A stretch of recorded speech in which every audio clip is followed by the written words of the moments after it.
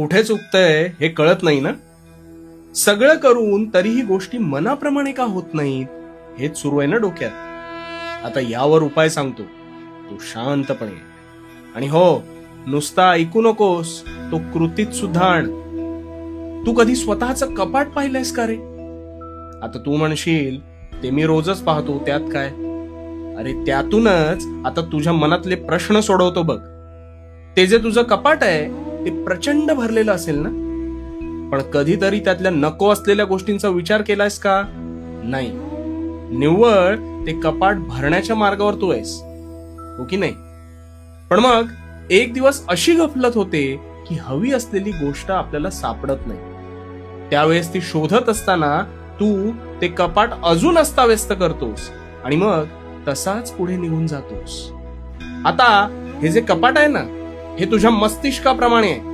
त्यात जागा जरी भरपूर असली तरी त्यात तू नुसते हवे नको ते विचार भरत राहतोस आणि तसाच त्या विचारांचं ओझं बाळगत पुढे जात राहतोस. आणि मग तुझ्या कळत नकळत नकारात्मक विचार तुझ्या मनावर अधिराज्य गाजवू लागतात आणि त्यातून मार्ग काढताना सुद्धा अपेक्षित मार्गच मिळत नाही. आणि मग काय, तू हतबल होतोस, हो ना? आता आधी तुझं हे अस्ताव्यस्त असलेलं कपाट ते नीट लाव.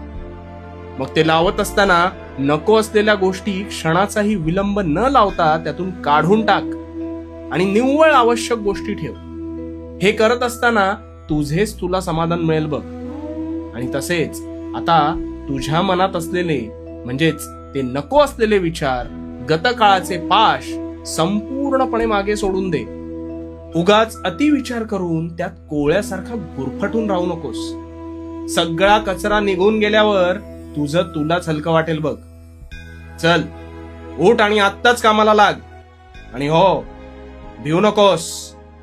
भिवू नकोस, कारण मी तुझ्या पाठीशी आहे. भिवू नकोस, मी तुझ्या पाठीशी.